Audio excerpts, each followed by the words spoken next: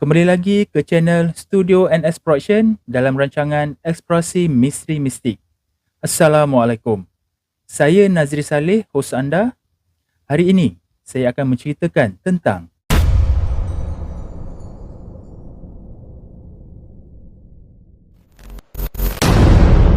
sumber maklumat yang kami perolehi dari kaedah ilmu kebatinan secara Islam iaitu Al-Haq.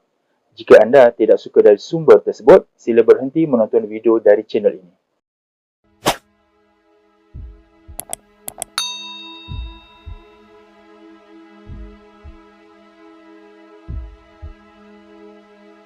Sejarah Melayu telah membuktikan bahawa ilmu mistik dan misteri telah menjadi sebahagian dari kehidupan masyarakat sejak lama dahulu. Ilmu-ilmu seperti ini digunakan untuk pertahanan dan perlindungan diri daripada sebarang ancaman musuh. Atas faktor itu, ilmu-ilmu tersebut diamalkan oleh orang Melayu dulu. Pada video ini saya akan kongsikan kisah harimau jadian di alam Melayu seperti yang diceritakan oleh sastrawan negara iaitu Zabah dari Negeri Sembilan satu ketika dulu. Nama sebenar beliau Zainal Abidin bin Ahmad yang juga pemikir keturunan Minangkabau telah menulis tentang kisah yang berlaku dalam masyarakat Negeri Sembilan secara khusus berkenaan harimau Tok Paroi. Kisah yang pertama adalah tentang kematian seorang lelaki dari Ulu Jempol yang datang semula menjenguk cucunya. Lelaki tersebut yang mulanya menjelma sebagai dirinya sendiri pulang ke rumahnya beberapa ketika selepas meninggal dunia. Jelmaan lelaki itu kemudian memimpin cucu lelakinya untuk mengikut beliau ke dalam hutan berhampiran. Lelaki itu yang kemudiannya menjelma menjadi harimau membenarkan cucu lelakinya untuk menunggang di belakangnya bagi dibawa ke sebuah perkampungan di puncak Gunung Angsi. Apa yang mengejutkan apabila mereka sampai di perkampungan tersebut ialah rupa-rupanya penduduk kampung itu semuanya harimau jadian yang turut hidup seperti manusia biasa. Budak lelaki tersebut dibawa melihat sekeliling kampung untuk melihat sendiri ada harimau jadian yang sedang berlatih silat, berpencak dan berkeris. Ada yang dilihat sedang mengaji dan mempelajari Al-Quran, malah turut berkebun dan bercucuk tanam sama seperti manusia biasa. Budak lelaki itu sebenarnya dikhawatiri hilang dan sedang dicari-cari. Kemungkinan telah sesat di dalam hutan. Akhirnya dijumpai semula oleh ibu bapanya sendiri berhampiran sebatang pokok kelapa di kampungnya. Seperti diceritakan Zabah, budak tersebut hilang beberapa ketika dan dijumpai semula di tempat asalnya dalam sekelip mata dalam keadaan terpinga-pinga dan keliru. Selepas sedar semula, dia kembali menceritakan pengalaman di bawah datuknya yang menjelma sebagai harimau itu serta segenap butiran apa yang dilihat dan dialami semasa pemergiannya ke kampung harimau itu tadi. Zabah kemudiannya menceritakan pula tentang harimau Tok Paroi yang meninjau persekitaran kawasan hutannya bertemankan seorang budak lelaki sebagai pembantu. Beliau juga menulis bahawa jika sesiapa yang berkelana di dalam hutan berhampiran Gunung Angsi dan menemukan tapak harimau dengan di sisinya terdapat tapak kaki manusia bersaiz kecil seperti kanak-kanak, maka kesan tapak kaki harimau itu sebenarnya dipercayai adalah milik jemaah harimau Tok Paroi sendiri.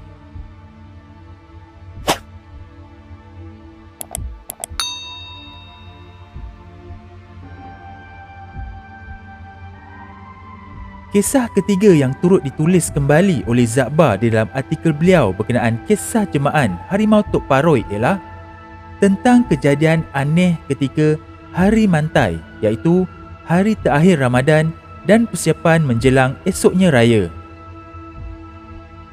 Menurut beliau, pada suatu masa, ketika sebuah kampung di Paroi sibuk menjual daging mantai, kampung tersebut didatangi seorang budak lelaki yang tidak dapat dipastikan asalnya. Perwatakannya yang aneh dan misteri dilihat keluar dari hutan dari hujung kampung tersebut. Budak tersebut pada mulanya dilihat membawa 2 buah raga besar diperbuat daripada rotan yang diikat pada 2 hujung buluh yang dikandar di bahunya. Budak itu terus menuju ke salah satu pondok yang menjual daging kerbau, makanan eksotik dan hanya dikorbankan untuk hari kebesaran sahaja seperti hari raya. Budak lelaki itu meminta untuk membeli sejumlah besar daging kerbau yang kemudiannya dimuatkan pula di dalam 2 raga rotan yang dibawanya tadi. Setelah penuh, dia membayar harga daging kerbau itu kepada penjual tersebut dengan tunai. Apa yang pelik, budak lelaki itu dengan selamba menggandar semula 2 raga penuh berisi daging kerbau mantai tadi dan menuju pulang kembali ke hutan.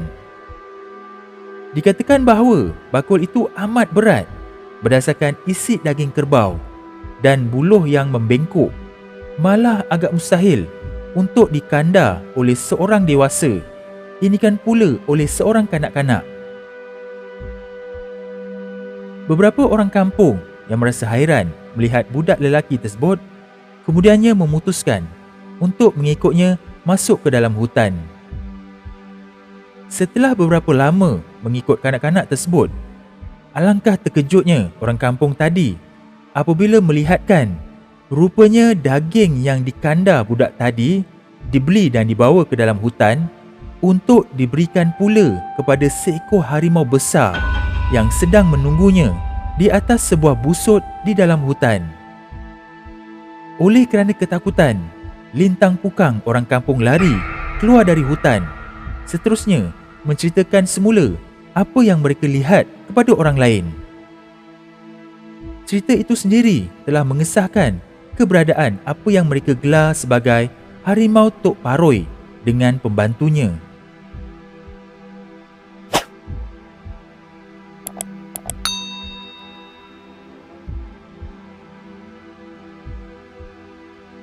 Akhir sekali, Zakbah menulis bagaimana Tok Paroi menghalau dan mengerjakan musuh azalinya iaitu harimau berantai Datuk Gunung Ledang.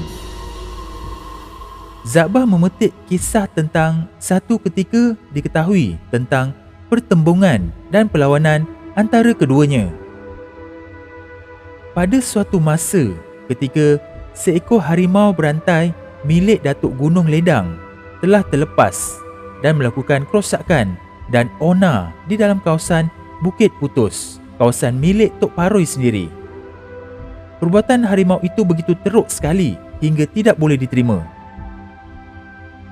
Harimau itu kemudiannya dikerjakan oleh harimau Tok Paroi dengan teruk hingga cedera parah dan patah riuk, namun masih hidup. Kemudiannya pulang dan mengadu dengan tuannya iaitu Datuk Gunung Ledang. Berang mendengar dan melihat kecederaan parah anak buahnya itu, Datuk Gunung Ledang membawa sendiri beberapa ekor harimau berantai miliknya dari Gunung Ledang, kononnya untuk turun mencari bagi membalas dendam terhadap Tok Paroi di Bukit Putus dan Gunung Angsi. Dipendekkan cerita, kumpulan Datuk Gunung Ledang itu bertemu dengan apa yang ditulis Zakbah sebagai seekor kucing hutan. Datuk Gunung Ledang dan gerombolan harimau berantainya seraya bertanya adakah kucing hutan tersebut tahu akan kedudukan dan keberadaan Tok Paroi. Kucing hutan tidak menjawab soalan yang ditanya, malah mempersoalkan kehadiran mereka ke kawasan Tok Paroi itu. Berang dengan kucing hutan tersebut, Datuk Gunung Ledang mengherdiknya dan menceritakan tujuan sebenar mereka dari Gunung Ledang memang untuk mencari Tok Paroi. Mendengar niat jahat itu, tanpa disangka, kucing hutan menjelma diri menjadi harimau besar, menjadi harimau Tok Paroi yang dicari-cari. Mengaku bahawa beliaulah Tok Paroi, malah dengan garang dan beraninya mencabar Datuk Gunung Ledang dan semua harimau berantainya.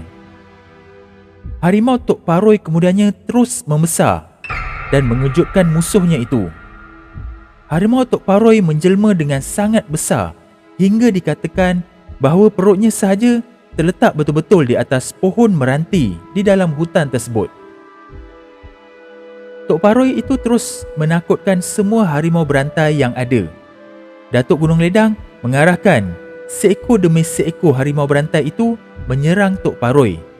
Namun ia tidak memberi kesan kepada Tok Paroi hingga mereka mula menyerang secara serentak pula.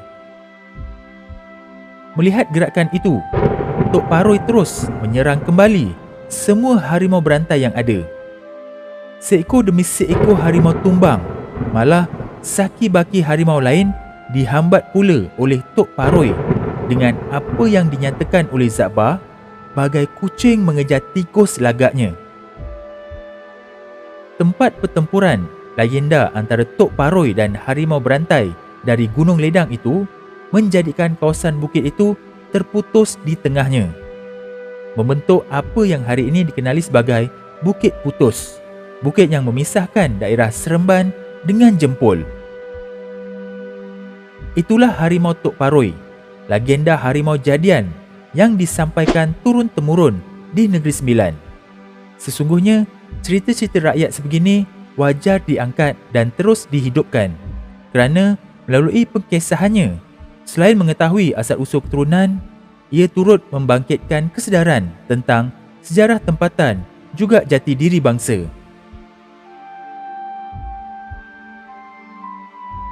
Untuk pengetahuan anda bahawa Bukit Putus adalah tempat pertapaan bagi pengamal menguji ilmu-ilmu yang telah dipelajari. Kemudian, Gunung Angsi pula adalah tempat simpanan senjata seperti keris dalam bentuk nyata dan gaib dan akan digunakan sekiranya masyarakat Melayu diancam. Tetapi hanya golongan berilmu sahaja yang mampu menggunakan senjata rahsia ini. Wallahu alam.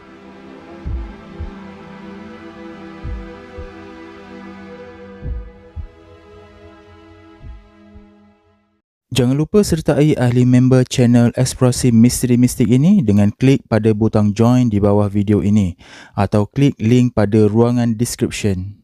Terdapat 4 pilihan peringkat package yang disediakan. Untuk penerangan lanjut, sila klik join sekarang dan anda akan dibawa kepada video penerangan berkenaan package-package tersebut. Itu saja video untuk kali ini. Terima kasih kerana tonton dari awal sehingga ke akhir.